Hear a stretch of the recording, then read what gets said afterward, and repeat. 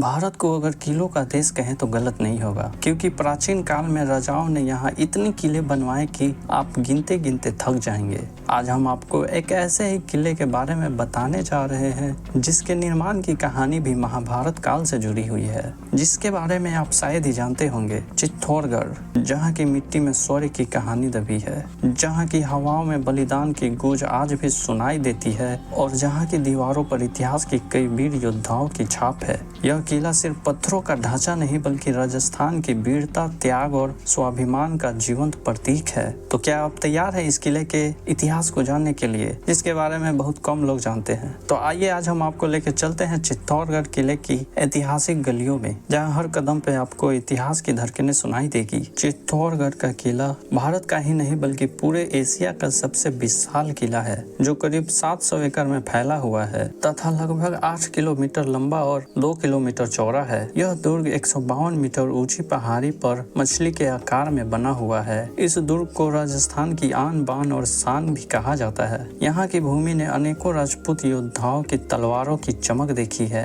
कई ऐतिहासिक युद्धों का साक्षी बना है और अनेक वीरांगनाओं के बलिदान को अपने सीने में समेटे हुए है। चित्तौड़गढ़ की स्थापना को भी ये प्रामाणिक तौर पे कुछ भी नहीं कहा जा सकता है। महाभारत काल में भी इस स्थान पे एक दुर्ग होने का दावा किया जाता है। आधुनिक इतिहासकार महाभारत का युद्ध आज से लगभग 5100 साल पहले होना मानते हैं, अतः यह पर्याप्त संभव है कि चित्तौड़ दुर्ग भारत के प्राचीनतम किलों में से एक है। लोक कथाओं के अनुसार पांडु पुत्र भीम ने चित्तौड़गढ़ किले का निर्माण करवाया, लेकिन महाभारत कालीन चित्तौड़ दुर्ग अब अस्तित्व में नहीं है। अतः कहा जा सकता है कि यह वही महाभारत कालीन दुर्ग है जो पुनर्निर्मित होकर वर्तमान में चित्तौड़ दुर्ग के रूप में हमारे सामने है। इस किले को पुनर्निर्माण करवाने की नींव 7वीं शताब्दी में मौर्य वंश के शासक चित्रांगद मौर्य ने रखी थी। तभी से इसे चित्रकूट कहा जाने लगा, जो बाद में अपभ्रंश होकर चित्तौड़गढ़ कहलाया, लेकिन इसका वास्तविक विस्तार राजपूतों के शासनकाल में हुआ। इस किले ने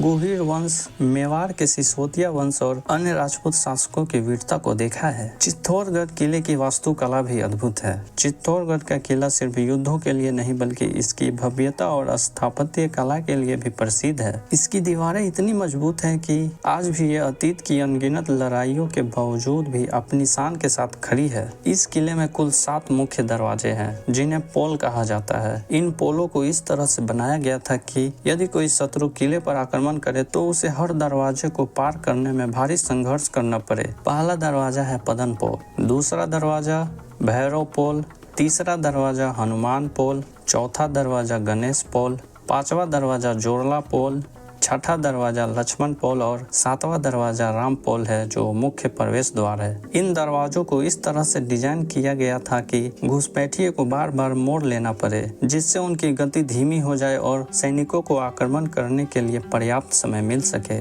वैसे तो चित्तौड़गढ़ किले में घूमने लायक बहुत सी ऐसी जगह हैं जहां आप जा सकते हैं, लेकिन हम बात करेंगे चित्तौड़ दुर्ग के कुछ प्रमुख स्थानों के बारे में, जो इस प्रकार है। चित्तौड़गढ़ का सबसे प्रतिष्ठित स्मारक विजय स्तंभ है, जिसे महाराणा कुंभा ने 1448 में मालवा के सुल्तान महमूद शाह खिलजी पर विजय के उपलक्ष्य में बनवाया था। यह 122 फीट ऊंचा और 9 मंजिला स्मारक है, जिसके अंदर 157 सीढ़ियां चढ़कर ऊपर पहुंचा जा सकता है। इसकी दीवारों पर हिंदू देवी देवताओं की नक्काशियां की गई है। दूसरा है कीर्ति स्तंभ। यह एक जैन स्मारक है, जिसे बेघेरवाल जाति के एक जैन व्यापारी जीजा भारा ने 12वीं शताब्दी में बनवाया था। यह स्तंभ भगवान आदिनाथ को समर्पित है और जैन धर्म के अनुयायियों के लिए एक महत्वपूर्ण स्थल है। तीसरा स्थान है रानी पद्मिनी का महल।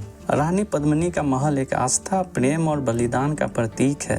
कहा जाता है कि जब अलाउद्दीन खिलजी ने रानी पद्मिनी की सुंदरता के बारे में सुना तो वह इस किले पर आक्रमण करने को आतुर हो उठा। इस महल के जलाशय में रानी पद्मिनी की परछाई देखकर ही खिलजी इतना मोहित हो गया कि उसने इस किले पर आक्रमण कर दिया। चौथा स्थान है मीराबाई का मंदिर। यह वही स्थान है जहां भक्त मीराबाई ने श्री कृष्ण की भक्ति में अपना जीवन समर्पित कर दिया। यह मंदिर हिंदू भक्ति आंदोलन का एक महत्वपूर्ण केंद्र है। 5वां स्थान है गोमुख कुंड। यह एक प्राकृतिक जल स्रोत है जो पूरे वर्ष पानी से भरा रहता है। इसे गोमुख इसीलिए कहा जाता है क्योंकि यहाँ पानी एक गाय के मुंह के आकार की संरचना से निकलता है। इसकी खास बात यह है कि यहाँ से गर्मी के दिनों में ठंडा पानी तो वहीं ठंड के दिनों में गर्म पानी निकलता है। चित्तौड़गढ़ किले में 3 जौहर हुए हैं, जिसमें रानी और उनके दासियों ने एक अग्नि कुंड में कूदकर अपनी जान दे दी और सती हो गई। पहला जौहर हुआ था 1330 ईस्वी में, जब दिल्ली सल्तनत के शासक अलाउद्दीन खिलजी ने चित्तौड़गढ़ पर आक्रमण किया। तब यहाँ के शासक रावण रतन सिंह वीरगति को प्राप्त हो गए। उसके बाद रानी पद्मिनी और 16,000 अन्य राजपूत महिलाओं ने अग्नि कुंड में कूदकर जौहर कर लिया और सती हो गई, ताकि वे दुश्मनों के हाथ न लग सके। दूसरा जौहर हुआ 1535 ईस्वी में। गुजरात के सुल्तान बहादुर शाह ने जब चित्तौड़ पर आक्रमण किया तो यहाँ की महारानी कर्णावती ने हजारों महिलाओं के साथ जौहर ले लिया और वो भी सती हो गई। वहीं तीसरा जौहर 1568 ईस्वी में हुआ था, जब मुगल सम्राट अकबर ने आक्रमण किया तो राजपूतों ने आत्मसमर्पण के बजाय युद्ध किया। जब उनकी हार सुनिश्चित हो गई तो हजारों महिलाओं ने फिर से जौहर ले लिया और सती हो गई। चित्तौड़गढ़ के ऐतिहासिक महत्व को देखते हुए यूनेस्को द्वारा इसे विश्व धरोहर स्थल के रूप में मान्यता दे दी गई। यह किला सिर्फ भारत के सबसे बड़ा किला ही नहीं, बल्कि वीरता, प्रेम, भक्ति और बलिदान की अद्भुत कहानियां समेटे हुए है। दोस्तों, चित्तौड़गढ़ किला केवल पत्थरों की इमारत नहीं, बल्कि इतिहास का एक ऐसा जीवंत गवाह है जिसने भारत की सबसे गौरवशाली और दर्दनाक घटनाएं देखी है। यहाँ की हर ईंट, हर दीवार एक कहानी कहती है। क्या आप कभी इस ऐतिहासिक किले को देखने गए हैं? अपनी राय हमें कमेंट में जरूर बताएं, और अगर आपको यह वीडियो पसंद आई हो तो इसे लाइक करें, शेयर करें और चैनल को सब्सक्राइब करना न भूलें। हम आपके लिए ऐसे ही ऐतिहासिक कहानियों को लेकर आते रहेंगे, तो जुड़े रहे हमारे साथ।